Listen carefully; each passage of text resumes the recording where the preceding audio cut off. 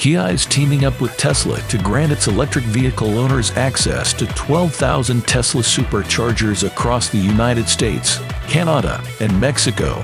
This partnership coincides with the launch of the Kia EV9 electric SUV, a significant addition to the EV market.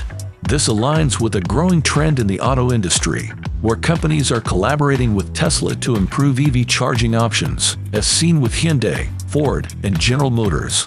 Kia has also announced plans to integrate the North American Charging Standard (NCAS) port into all its new electric vehicles sold in North America from the fourth quarter of 2024. This move ensures Kia's EV drivers can use high-speed chargers, including Tesla's superchargers. They will also offer adapters for existing Niro EV and EV6 models, as well as pre-transition EV9s starting in early 2025. Charging infrastructure is crucial for EV adoption, and many automakers have rallied on Tesla's extensive network of superchargers. Demand for charging stations has surged with the increasing popularity of EVs. The North American electric vehicle charging station industry is projected to reach $17.6 billion by 2030.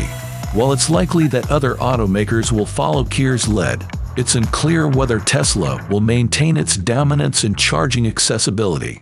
7 major automakers, including Kia, are working on a new charging network in North America, aiming to establish around 30,000 high-powered charging points near cities and highways to accelerate EV adoption.